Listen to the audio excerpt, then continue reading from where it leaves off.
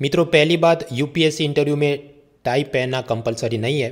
हालांकि अगर आप टाई पहन के जा रहे हैं then do it properly. Don't act like Indian Idol का गरीब कंटेस्टेंट कि जैसे टाई का नॉट ठीक से ना बनाया गया हो और फिर पैनलिस्ट ऐसे ही रिमार्क करे कि ये क्यों बराबर नहीं है।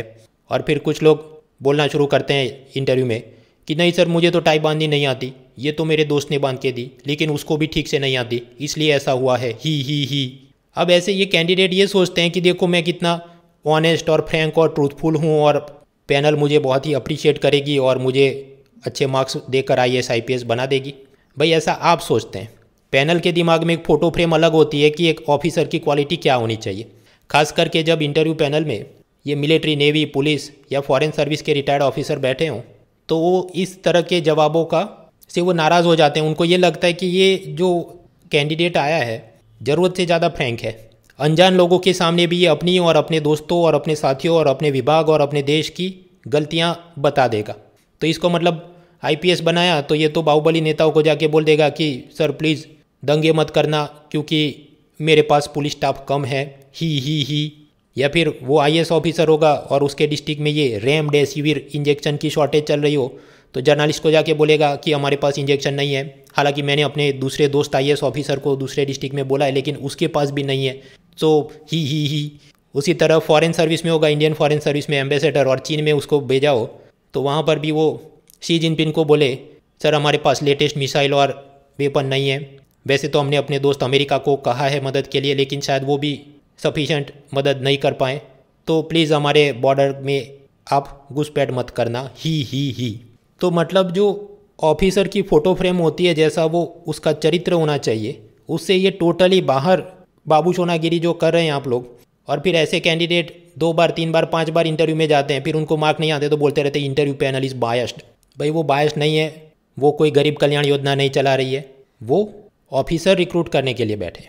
तो ये तो एक गलती हुई, ऐसी तो अनेक गलतियाँ होती हैं। उन सब के बारे में आपने जानना है तो आओ आज रात हवेली पे रात 9 बजे अनअकैडमी के लाइव प्लेटफॉर्म पे मेरी क्लास होगी। रजिस्ट्रेशन लिंक डिस्क्रिप्शन में दिया है, फ्री अनलॉक कोड यूज़ करें mrunal.org। खैर अभी मेन मुद्दे पे आते हैं कि 13 अप्रैल मंगलवार के इंडियन एक्सप्रेस में मुझे एग्ज़ाम के लिए काम की चीज़ें क्या लगी। आज भी वैसे न्यूज़ में काम की चीज़ें तो कम ही हैं, तो वीडियो लेंथ बनाने के लिए एक आध केस स्टडी जोड़ते हैं। दोस्तों का ही नाम लिया है तो friendship with perverts and consequences of violating the rules. पिछले साल जब कोरोना लॉकडाउन हुआ तो अलग अलग कॉलेज यूनिवर्सिटी वाले ने ऑनलाइन क्लासेस शुरू किए, वो जूम प्लेटफॉर्म पे। ये जूम में ऐसा होता है आपके पास अगर उसका लिंक और वो जो भी पासवर्ड हो तो आप ज्वाइन कर सकते हैं। तो पता चला ये निर्मा यूनिवर्सिटी में एक विद्यार्थी था पल्लव, और उसमें दोस्ती की भावना बहुत ज़्यादा आ गई कि मेरा दूसरा दोस्त हिमांशु जो कि निर्मा यूनिवर्सिटी में नहीं पढ़ता लेकिन मैं उसको भी ये जूम लिंक का सब पासवर्ड वगैरह शेयर करता हूँ ताकि वो भी पढ़ सके और उसको भी आनंद मिले। पता चला वो हिमांशु निर्मा यूनिवर्सिटी के जूम अकाउंट में लॉगिन करता है गलत नाम से फैज़ान बख्शी, और फिर वो करता है जूम बॉम्बिंग। जूम बॉम्बिंग मतलब जूम मीटिंग चल रही हो उसमें डिस्टर्ब करना। तो ये आदमी सब पोर्नोग्राफिक वीडियो और फोटो डाल के सब तमाशे करने लगा, गालियाँ बकने लगा। तो क्लास में जो लड़कियाँ थी उन्होंने सीधा नेशनल कमीशन फॉर वीमेन में फरियाद की, तो उधर से सीधा गुजरात स्टेट पुलिस डीजीपी को फरियाद आई। पुलिस ने तफ्तीश शुरू की तो ये हिमांशु उसको दिन में तारे दिख गए और वो सीधा अभी कनाडा भाग चुका है। तो वो तो हाथ में नहीं आया लेकिन पुलिस ने इसका दोस्त पल्लव जो कि बहुत दोस्ती की भावना में लिंक शेयरिंग कर रहा था उसको पकड़ लिया है कि आपने क्यों अनऑथोराइज तरीके से ऐसे आदमी को लिंक दी जो कि यूनिवर्सिटी का स्टूडेंट नहीं है। हाँ, तो इसमें हमको क्या समझना है भाई? समझना ये है कि ऑफिसर ने नियमों का उल्लंघन करके कभी अपने दोस्तों की मदद नहीं करनी चाहिए क्योंकि आप नहीं जानते वो कब आपको शर्मिंदा करेंगे। सपोज़ ये आजकल ये तमाशा चल रहा है, रेमडेसिविर इंजेक्शन की शॉर्टेज है, आप एक आईएएस ऑफिसर हैं या डॉक्टर हैं और आपका दोस्त कहता है मुझे थोड़े इंजेक्शन दिलवा दो, मेरे रिलेटिव बहुत बीमार हैं। लेकिन क्या आप इसकी गारंटी ले सकते हैं कि सच में ही बीमार हैं या फिर कि वो आपसे ही इंजेक्शन लेके कालाबाजारी में बेचे, क्योंकि 800 रुपये का इंजेक्शन 20-25 हज़ार में बिक रहा है ब्लैक मार्केट में। उसी तरह दूसरा, मान लीजिए आपका कोई दोस्त ये शेयर मार्केट, बिटकॉइन, पबजी वगैरह के चक्कर में 50,000 रुपये का उसको कर्जा हो गया और फिर आपको कहता है कि आप सरकारी विभाग में हैं, सरकारी फंड में 50,000 रुपये हैं, मुझे टेम्पररीली दे दो, मैं 1 हफ्ते में डबल करके दे दूंगा और आप डबल गरीब कल्याण कर पाएंगे। क्या आप गारंटी ले सकते हैं? तीसरा, आप सरकारी लाइब्रेरी के लाइब्रेरियन हैं, शाम को मान लीजिए नियम है 6 बजे लाइब्रेरी बंद होने वाली है, आपका दोस्त कहता है कि नहीं मुझे बैठने दो रात को 12 बजे तक, मेरे घर में बहुत ही शोरगुल होता है, मैं पढ़ नहीं पाता, मुझको IAS बनना है, और आपको छूट दे, आप उस मित्र को छूट दे कि हाँ तुम लाइब्रेरी में रात को 12 बजे तक बैठो, और फिर कुछ दिन बाद पता चले कि वहाँ से कुछ किताबें चोरी हुई हैं, शराब की खाली बोतलें मिली हैं, नारकोटिक इंजेक्शन की सिरिंज मिली है, तो मतलब what is the officer like quality? भावुक नहीं होना है। खैर ये तो सब आसान वाले केस स्टडी थे। कई बार ऐसा कि तुरंत भावुक होके कि हाँ मैं उसकी मदद करूँगा, वो मेरा दोस्त है, but you have to think of the long term consequences. Can you guarantee his behaviour? Can you foresee the negative outcomes and possibilities? सोचिए वो GS पेपर 4 एथिक्स के लिए भी और UPSC इंटरव्यू के लिए भी। एथिक्स से आगे बढ़ते हैं पॉलिटी में। इलेक्शन में ममता बनर्जी ने कुछ आपत्तिजनक टिप्पणियाँ, प्रोवोकेटिव रिमार्क्स की थी कि वेस्ट बंगाल की महिलाओं ने सेंट्रल आर्म पुलिस फोर्सेस का घेराव करना चाहिए और फिर दूसरे लोग को वोट दे सके वगैरह। तो इलेक्शन कमीशन ने 24 आवर्स का बैन लगा दिया है कि वो उतने टाइम तक ये सब चुनाव प्रचार नहीं कर पाएंगी। खैर अभी क्या ममता बनर्जी भी माफ़ी मांगे और फिर उसके बाद हिमंता बिस्वास की तरह उनका भी बैन पीरियड रिड्यूस किया जाए, वो सब बॉल बाय बॉल कॉमेंट्री में से कुछ बड़ी चीज़ निकल के आएगी तब हम देखेंगे। मित्रों इलेक्शन का ही नाम लिया तो राज्यसभा। आप जानते हैं राज्यसभा में मेंबर्स कैसे चुन के आते हैं? नीचे जो अलग अलग राज्य की विधानसभा से उनकी चुनाव की प्रक्रिया होगी। तो अगर केरला से 3 मान लीजिए राज्यसभा मेंबर हो और वो रिटायर्ड हो रहे हों, तो नए की इलेक्शन करनी है तो केरला विधानसभा में होना चाहिए। अब पता चला ये अप्रैल महीने में वैसे केरला विधानसभा के खुद के भी इलेक्शन होने वाले थे, तो इलेक्शन कमीशन ने सोचा कि अभी नहीं, अभी नया जो चुनाव होके आए तब हम फ्रेश MLA द्वारा फ्रेश राज्यसभा इलेक्शन की प्रोसेस करवाएंगे। हालांकि केरला हाईकोर्ट ने इसको मना कर दिया कि नहीं, जो अभी प्रेजेंट है उसमें आप ख़त्म कीजिए, क्योंकि ये जो भी अलग अलग इलेक्शन के नियम हैं उस हिसाब से इलेक्शन को कब हम पोस्टपोन कर सकते हैं, अगर कोई लॉ एंड ऑर्डर या बहुत एक्सट्रीम सिचुएशन हो तभी। मित्रों इस प्रकार की कंट्रोवर्सी पहले भी अलग अलग राज्यों में हो चुकी है कि इलेक्शन की कौन सी पर्टिकुलर डेट डिसाइड करेंगे, उससे पहले MLA का हॉर्स ट्रेडिंग हो जाएगा कि नहीं, ताकि अपनी पार्टी के लोग में ज़्यादा आ जाएं या फिर वो डिफेक्ट कर जाए और डिफेक्शन के हिसाब से परसेंटेज वोट कम हो जाए और अपने लोग राज्यसभा में जा सकें। तो मेरे ख्याल से कुछ प्रश्न पूछा भी था ऐसा कि क्या आपको लगता है राज्यसभा अपने काम को इफेक्टिव तरीके से प्रभावी रूप से कर पा रही है? तो ये सब बहुत चुनौतियाँ हैं, horse trading and this type of election postponements, तो ये भी सब गौर करने के विषय। इलेक्शन का ही नाम लिया तो सुशील चंद्रा वो भारत के नए चीफ इलेक्शन कमिश्नर, मुख्य चुनाव आयुक्त होंगे और वो एक IRS ऑफिसर हैं। उनसे पहले भी एक बार ऐसा हुआ था, so he is the second IRS to become chief election commissioner. Otherwise usually IAS officer को बनाया जाता है। खैर ये तो नॉन IAS एग्जाम के लिए। UPSC के IAS एग्जाम में वो ऐसा पर्सन इन न्यूज़ को अवॉइड करते हैं कि भविष्य में वो नाम बदल जाए और दूसरा कोई और बन जाए तो आंसर की गलत ना हो अपनी। मित्रों कुछ हफ्ते पहले किसी ने सुप्रीम कोर्ट में याचिका दायर की थी कि ये कुरान के अंदर कुछ ऐसे 26 अलग अलग वर्सेस, पंक्तियाँ या आयतें ऐसी हैं कि जहाँ पर विधर्मियों के खिलाफ हिंसा भड़काई जाती है, ऐसा सब उसको इंस्टिगेट करने का सब मैसेज दिया जाता है। तो सुप्रीम कोर्ट को बोला गया कि आप ये 26 अलग अलग वर्सेस को हटा दीजिए। तो सुप्रीम कोर्ट ने वो पिटीशन को डिसमिस किया है और कोर्ट का वक्त बर्बाद करने के लिए उस आदमी पर 50,000 का जुर्माना लगाया है। तो मतलब वो तो केस ही ख़त्म हो गया। तो ये इतनी सब जो कॉलम चल रही थी बहुत कुछ काम की साबित नहीं हुई। तो सबक क्या लेना है? बॉल बाय बॉल कमेंट्री चले तब तक दिमाग खर्च नहीं करना चाहिए, कोई फाइनल जजमेंट आने दो। खैर ये सब चुनाव वगैरह से आगे बढ़े तो फ्रंट पेज पे और क्या जानने लायक है? वैक्सीनेशन। रशिया द्वारा बनाई गई स्पुतनिक 5 वैक्सीन को भारत में वैक्सीन के सब जो भी अप्रूवल की एक्सपर्ट पैनल है उसने कहा हाँ इसको भी परमिट करना चाहिए। तो अब इसकी कितनी एफिकेसी है, भारत की जो अपनी कोविशील्ड कोवैक्सीन उसकी कितनी एफिकेसी है, ये काम कैसे करती है, कितने टेम्परेचर पे स्टोर करते हैं, वो सारी जो भी जनरल नॉलेज हमको तैयार करनी है वो सब मैंने बना के रख दिया है। muna.org/current पे एक्सेल फाइल में देख लेना। वैसे तो यहाँ पढ़ के भी सुना सकता हूँ लेकिन उतना और हमको वीडियो फालतू में खींच के आगे नहीं बढ़ना, क्योंकि जो फैक्चुअल चीज़ें वो तो आपने बार बार टेक्स्ट में पढ़ के रिवाइज करके मेमोराइज करनी है। आगे बढ़ते हैं पेज 2, कुछ काम का नहीं। पेज 3 और 4 में सब स्टेट स्पेसिफिक समाचार, जिनके UPSC इंटरव्यू आ रहे हैं तो उन्होंने इस पर खास ध्यान रखना चाहिए कि क्या बर्निंग इशू है। जैसे गुजरात के लिए बर्निंग इशू अभी क्या है, ये रेमडेसिविर इंजेक्शन की शॉर्टेज। पेज 5 बड़ा सा एडवर्टाइजमेंट काम का नहीं। पेज 6 राशि भविष्य काम का नहीं। पेज 7 भी एडवर्टाइजमेंट काम का नहीं। पेज 8 कॉलम में कुछ काम का नहीं। ये कोरोना की सेकंड वेव चल रही है, सरकार कह रही बहुत चिंता का विषय है, लेकिन फिर ये जो इलेक्शन चुनाव की रैलियां हो रही हैं या कुंभ मेले में रिलीजियस गैदरिंग हो रही है, वहाँ पर सख्ती से सोशल डिस्टेंसिंग का अमल नहीं हो रहा है वगैरह। तो ये तो हम वैसे भी जानते हैं, इसमें नया जानने को कुछ नहीं। दूसरी छोटी सी कॉलम है वो IIM में प्रोफेसरों ने कोड ऑफ कंडक्ट सरकार के खिलाफ लिख बोल नहीं सकते वगैरह, तो वो भी मुद्दा हमने देख लिया। यहाँ पर बहुत सारी कंट्रोवर्सी उसके सामने नेगेटिव आर्ग्यूमेंट डालें तो द हिंदू में अगर चीफ एडिटर की रिक्रूटमेंट होगी तब इसको पढ़ेंगे, अभी तो UPSC में काम का दिखता नहीं। तीसरा है केरला में वो मेडिकल स्टूडेंट्स कुछ रासपुटिन चैलेंज पे डांस कर रहे थे और उसमें हिंदू मुस्लिम लव जिहाद ऐसे सब कंट्रोवर्सी और उसकी काउंटर वगैरह, छोड़ो इसको, काम का नहीं।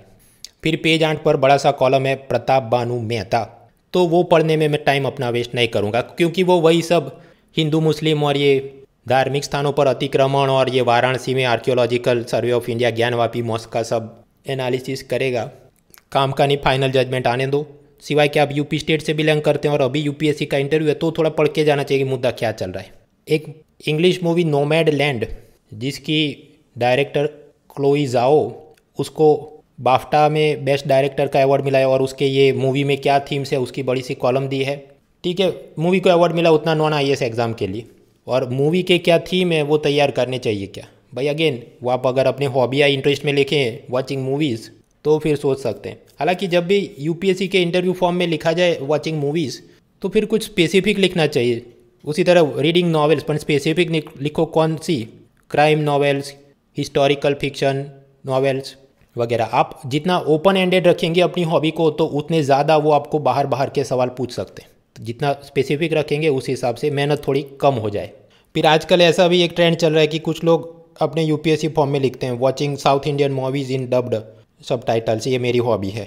लेकिन फिर उनको पूछा जाए उससे क्या आपको मतलब how does it help you in your character development और समथिंग, तो अच्छे से जस्टिफाई नहीं करते, वही घिसे पीटे जवाब देते हैं कि उससे हम उनकी संस्कृति के बारे में जान सकते हैं। और लेकिन फिर और उसको पूछा जाए कुछ बड़े मतलब नेशनल अवार्ड विनिंग टाइप की मूवीज़ साउथ इंडिया से तो कुछ उसको मालूम ही नहीं हो, वो मतलब घिसी पीटी ये जो इंदिरा द टाइगर और सूर्यवंशम टाइप की चीज़ ही उसको पता हो, तो फिर वो अच्छे मार्क्स खींचने में मदद नहीं करता आपको। खैर आगे बढ़ते हैं, पेज 9 इंटरनेशनल रिलेशन में C राजा मोहन की कॉलम। कुल मिलाकर बात यह है 1950s में चीन के लीडर माओ त्से तुंग ने रशिया के साथ ट्रीटी ऑफ अलायंस ऐसी संधि हस्ताक्षर किया और उसी वक्त के आसपास उसकी अमेरिका के साथ युद्ध भी चल रहा था, वो कोरियन वॉर। तो मतलब जब उसको अमेरिका से नहीं बन रहा था तो रशिया की गोद में बैठ गया। फिर 1969 में रशिया और चाइना के बीच बॉर्डर एरिया में ज़मीन को लेकर कुछ विवाद हुआ तो युद्ध छिड़ गया। तो उसके बाद 1-2 साल में 1971 में यही माओ त्से तुंग अमेरिका के साथ पिंग पोंग डिप्लोमेसी शुरू करता है कि रिश्तों को वापस करते हैं, ये देखो हम अपने पिंग पोंग प्लेयर्स आपके यहाँ भेजते हैं और सब मंत्रणा करें। तो उस वक्त अचानक से अमेरिका उनका दोस्त हो गया। फिर अभी 2021 में अमेरिका ने रशिया चाइना दोनों पर सैंक्शन यानी प्रतिबंध लगाए, वो उसके सारे कारण पिछले वीडियो और एक्सेल में हमने देख लिए थे। तब वापस से रशिया और चीन के मिनिस्टर मिल रहे हैं, हाथ मिला रहे हैं। तो इन सब में लेसन क्या है, डिप्लोमेसी में कोई परमानेंट फ्रेंड या परमानेंट एनिमी नहीं होता, अपने हितों के हिसाब से हाथ मिलाते रहने पड़ते हैं। तो हमने रशिया चीन USA के साथ एंगेज करते वक्त इन चीज़ों को ध्यान में रखना चाहिए। हमेशा ये मान के नहीं चलना चाहिए कि ये लोग दुश्मन ही रहेंगे, उनको वापस जमेगा तो दोस्त भी हो जाते। खैर ये पूरी कॉलम आप आराम से पढ़ें ताकि आपकी इंग्लिश और आर्टिकुलेशन स्किल बेहतर हो। पेज 9 पे दूसरी कॉलम है राम माधव जो RSS leader, how to tackle the Maoist challenge. तो उनका ये कहना है कि माओइस्ट को डीमिलिटराइज किया जाए, जैसे नेपाल में पॉलिटिकल पार्टियों के साथ माओइस्ट पार्टी को मिलाया गया, पुष्प कमल प्रचंड दहाल, हालांकि बाद में वो प्रचंड धमाली करते रहते हैं। तो ये सोल्यूशन कितना बेहतर होगा वो भी गौर करने का विषय।